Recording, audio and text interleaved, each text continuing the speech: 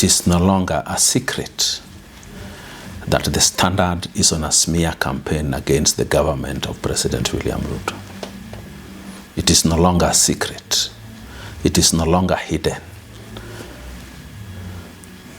When you read the Standard, it begins by telling us that the state pulls the trigger. I am not sure who the state is. When an individual policeman in the streets, in the open daylight, in the eyes of everyone else watching TV, sees a police officer shoot a man, unarmed and turning his back, definitely that is not the instructions from the president. It is not instructions from the government. It is not instructions from the state. That the Standards know, they can see. That very officer has not himself claimed that those are instructions from anyone. Not the government, not his seniors, not the state. I wonder what is the Standard's definition of the state. To go ahead and say the state then comes with flowers and a fat check is to get it all wrong. All the monies that were donated to the victims of these deaths came from individual Kenyans in their individual capacity, irrespective of the positions they hold in government or anywhere else. When the Standard goes ahead to say that the state donated 3 million to Ojwang and also is building for his family a house, is to lie to Kenyans when they know the truth. The house is being built by the Homa Bay Governor Gladys Wanga, not on her capacity as a governor or a state operative, on her own personal capacity as Gladys Wanga.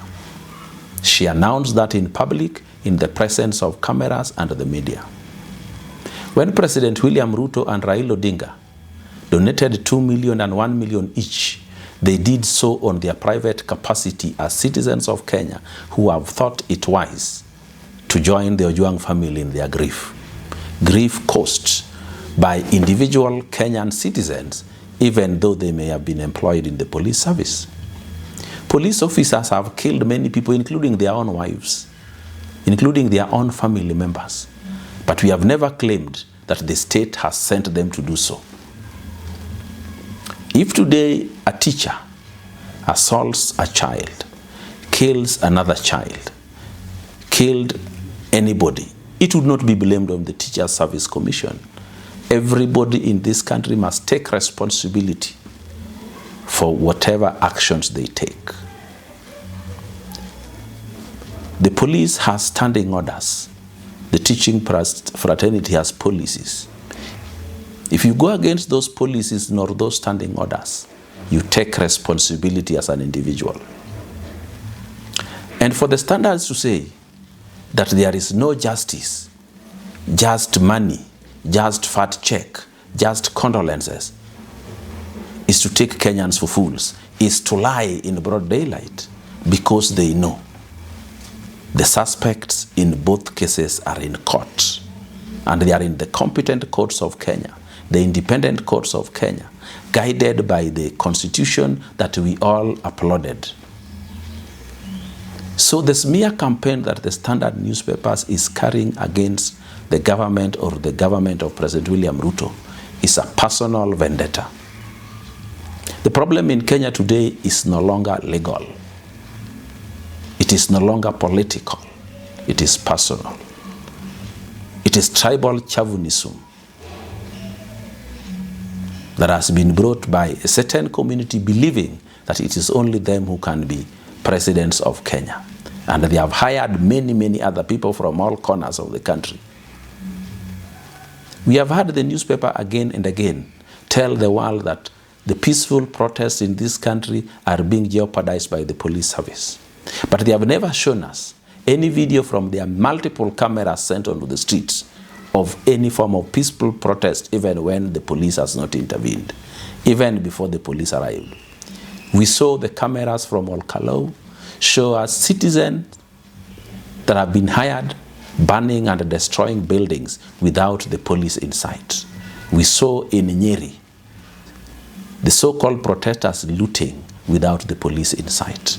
And we saw the streets of Nairobi the same. And we saw the highways leading to town in the same. We saw the protesters assaulting police officers. They have not shown us peaceful protest being turned into chaos and violence by the police. We are still waiting for those clips, even if they are just 13 seconds, to see how the police turn otherwise peaceful protests into violence. We have been told multiple times that violence in the streets is not justice. It is economic sabotage. Let us also tell Kenyans this. We fought for a new constitution. People lost their lives so that in future we do not have to go to the street to seek justice, but go to courts to seek justice. When the media was suspended, including the Standard, they did go to the streets. They went to courts. But for citizens, they are telling them to go to the streets. Definitely not to seek justice, but to seek the overthrow of a validly, constitutionally elected government of President William Ruto. This is no longer secret. This is no longer hidden. The problem we have in the country today is a rogue media that have decided to go to bed with treasonists, people who want to overthrow the government by non-constitutional means. In this country, if you want to change the president, you wait for the election time and do so. Article 37 has been the pillar with which these people have been hiding behind. That article was not put in the Constitution as a sport. It is not a game people play. When citizens have a grievance that the state has failed and refused to deal with, then they can go to the streets, not to destroy property, not to close shops and roads, not to assault others, not to steal and loot, but to present their grievances to the authorities. I also want to be told why we have to protest in the CBD, so that other Kenyan citizens who are not part of the protest must close their shops, must lose their goods, must lose their income. When Kenya is thousands and thousands of square kilometers of space where people can protest in. Presenting grievances to the authorities does not take 30 minutes. Commemoration of days are done in stadia, where people talk, where people entertain themselves, dance and go home. Not through violence in the streets, blocking roads, looting shops, burning cars. That is not peaceful protest as envisaged in Article 37. And when you read Article 37, it says peaceably and unarmed. First, you're supposed to be peaceful. Two, you are not supposed to be armed even if you are peaceful. None of those parts of that constitutional provision is obeyed in any of the past protests. So that puts me to declare all the past protests have been against the Constitution. And similar protests must be proscribed in future until the organizers find a way of making them peaceful.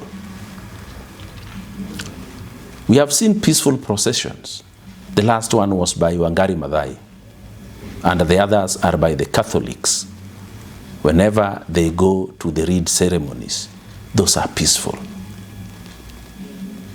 We have seen peaceful processions, but the ones we have seen in the near past, none of them is that. But for the media to keep on rubbing it in that those protests are peaceful until the police arrives is to take Kenyans for fools. Is to tell us that the only people who are Kenyans are those people who go with the protest. And those who oppose the protest are no longer Kenyans. We are not going to be gaslighted into believing that any other Kenyans who wants to protest against the protest is a goon. We are not going to be given a new definition of a goon. If some people are goons, even the very protesters are goons. From their assaulting policemen, from their looting shops, from their blocking roads, from their burning cars. They are all goons. And the police must deal with goons accordingly as goons.